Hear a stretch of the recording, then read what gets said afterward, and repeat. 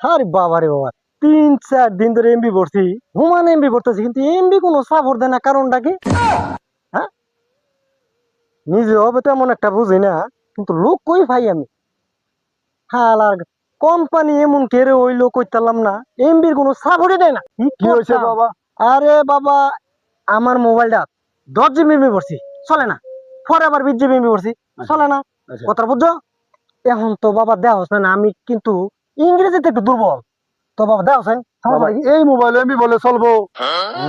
Touch mobile লাগবো, এটার মধ্যে তুমি এমবি করছো কয়টার এমবি করছো?